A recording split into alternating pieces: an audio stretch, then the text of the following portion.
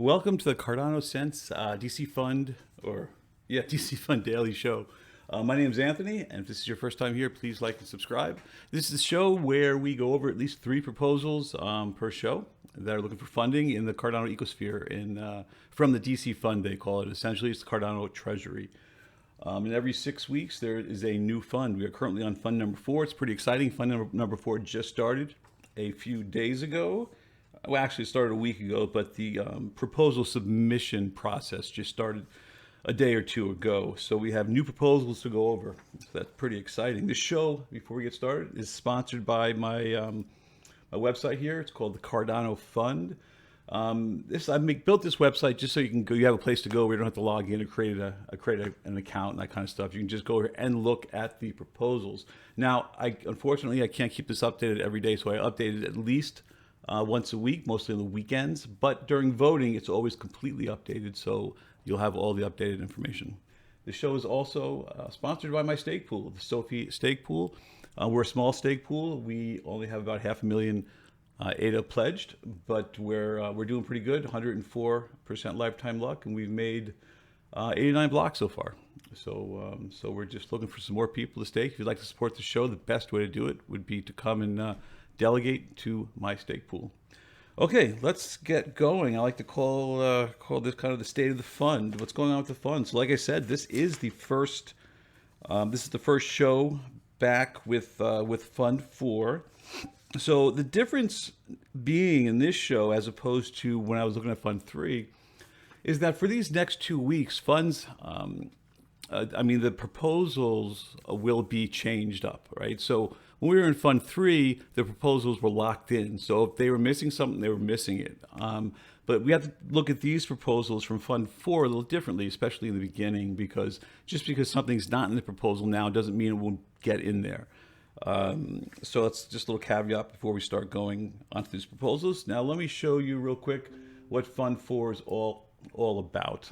Okay, so these are the active funds. So Fund 4, we have 7 different active campaigns. All right, so we have developer ecosystem, which is the biggest one. There's $400,000 allotted to developer ecosystem. dApps and integrations, this is the second largest one with 200,000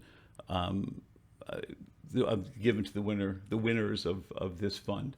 The rest of the funds here, we'll go through them quick. Distributed decision making, Prosper reach out, Catalyst value onboarding, local community centers, and the Fund 6 challenge setting. In other words, this is where we talk about what we want the challenge to be in Fund 6, and challenges being these 7 things I just read off to you. For today, we're going to be looking at proposals out of this fund here, dApps and integrations. So essentially, these proposals are supposed to be answering the question, how can application developers drive adoption of Cardano in 2021? Okay, so let's get right into it here with the first proposal. The first proposal is called DAO Politika. Let me let you guys see it here. DAO Politika. Okay. So I was going through this proposal. A couple of things I want to talk about with this proposal. Essentially, what this proposal is proposing is to use Cardano to help with government. Okay, let's look at the problem statement. Current political parties and politicians are having troubles with serving their voters and keeping their integrity. So this solution, according to this proposal, a DAO, decision-making political system based on Cardano to provide transparency, security, and anonymity of voting, designed to run on election. Okay, DAO is a decentralized autonomous organization. In other words, an organization that has their rules written into the code, and then it automatically does things based on things that happen, right? So with this proposal, usually we looked at the impact, feasibility, and auditability. Like I said, we gotta remember that these proposals aren't completely done. But an issue I have right off the bat with this proposal is that I have no idea what they're talking about, right? So I'm from the United States, and what he's talking about, the political system here he's talking about, is not the political system where I come from, and that's perfectly fine. But if you're going to be specific about a political system, you're going to have to give a little background, because everyone, except from where this political system is, and I'm guessing England maybe, because they're talking about parliamentarians, so, but I just don't know. But when you write a proposal like this, you're going to have to be more specific. You're going to have to give a little background, or at least a link to where some people can talk about, can read about it, so they understand what you're talking about here. Because I really don't understand what he's talking about. I don't know this political system, and that brings up another point. So we're supposed to be coming up with dApps, right, for this section that will help the Cardano ecosystem. Okay. Will this help the Cardano ecosystem? I don't know, maybe. I don't know how many people come from the government that he's trying to fix with this. So I guess what my point is that it's not going to be a large amount. It's not going to be a large percentage of all the people that are involved. So I think this probably would be well suited for a different fund just based on that. But let's wait and see how this progresses. Like I said, they still have 2 weeks to add to and fix this proposal up. So I'm not going to be too hard on it. I think we should just move on to the next proposal, because when you look at impact, feasibility, and auditability, really none of that's here yet. So let's see what happens down the road if they fix this up. Okay, so let's move on to the next proposal. Is one that we get not quite often, but every once in a while. Oops, I did that backwards. Here we go. Okay, so this proposal is about a decentralized decentralized football betting pool. Okay, so blockchain is great for this, obviously. I mean, this is basically some of the applications that first came out using blockchain. I remember watching a documentary on I can't speak today, on Bitcoin. And one of the first things that someone made up was a betting application, so you could use Bitcoin to bet. And now it's even better because we have applications that we build on top of it. So not only are you using a cryptocurrency to bet with, but now the application is also run on the blockchain. So we can go down. Let's go down the three sections that we look at: impact, feasibility, and auditability. Impact. Is there a problem to be solved? Sure, I said yes. I mean, sports betting is huge, right? I mean, it's really, really big. So I would say that a sports betting app probably can squeeze into the fitting where you're going to bring people into Cardano if you have a good sports betting app.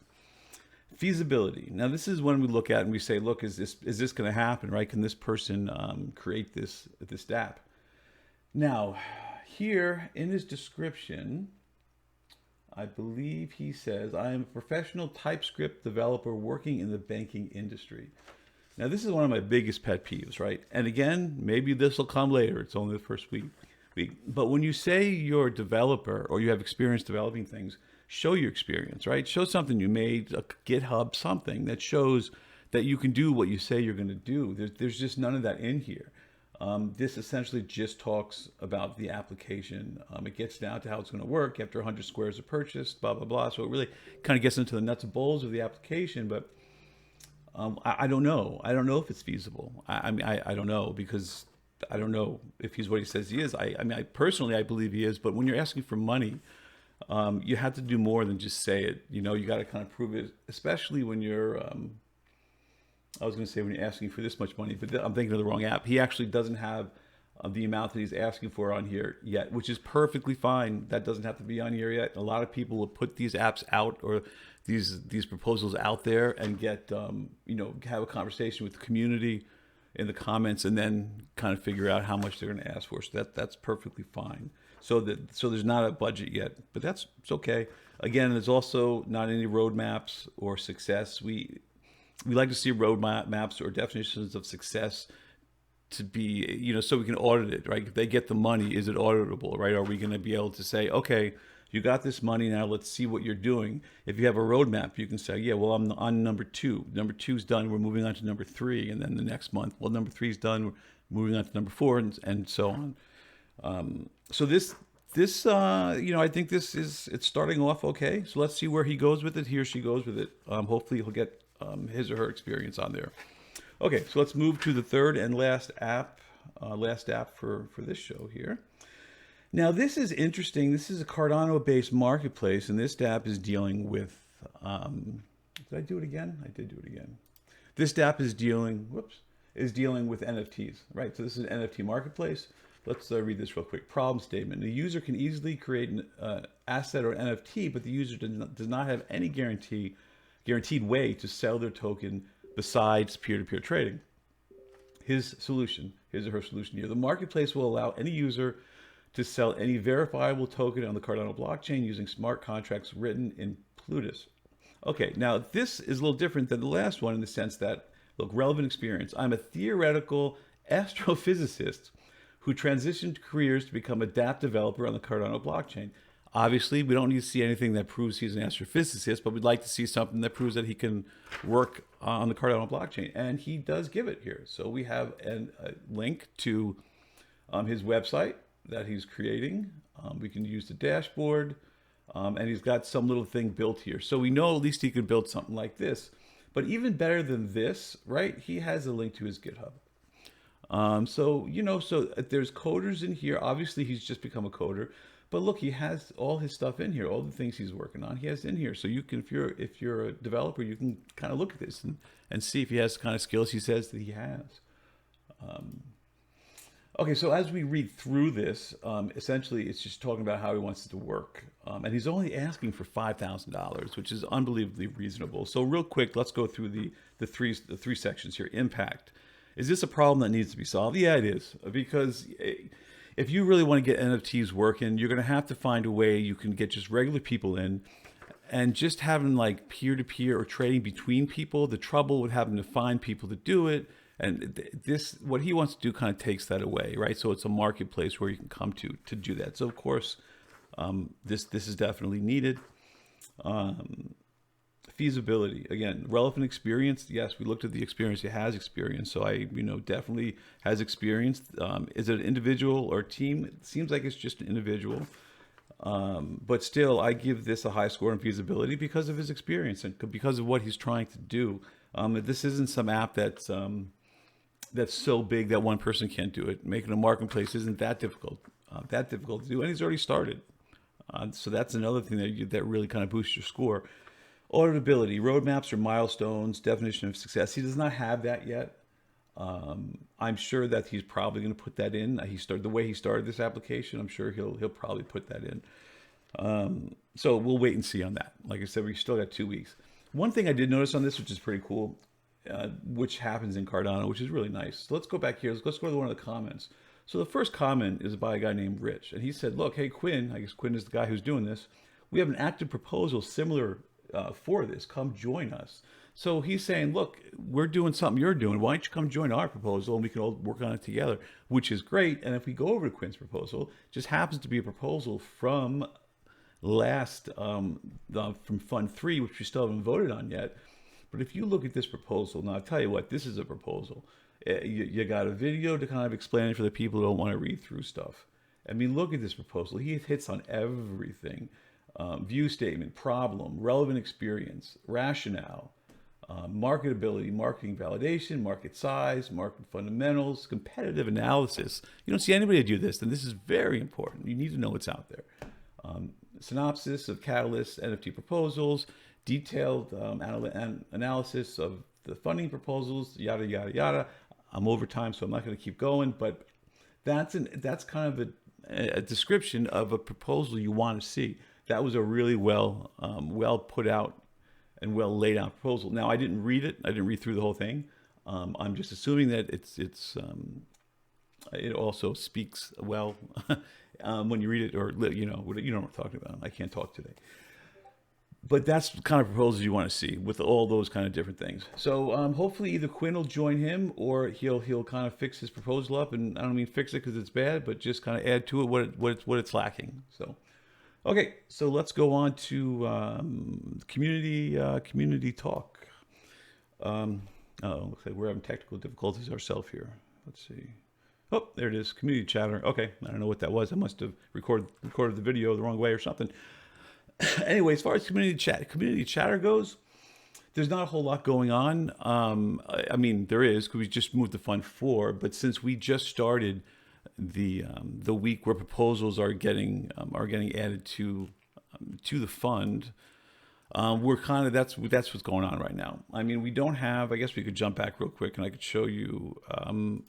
If we come over here and we look at the amount of proposals we have so far, active campaigns. So we've got 7 developer proposals, 17 dApps, 5 decision making, 5 outreach, 4 onboarding, 9 community centers, and 5 for the challenge setting. Now that's nothing compared to what we had last time, which was 103, 37, so it's 140, 190. So we had almost 200 during Fund 3. So obviously we still need to get some more proposals, and this fund also, it's $1 million, right? So this is the first time we're hitting $1 million.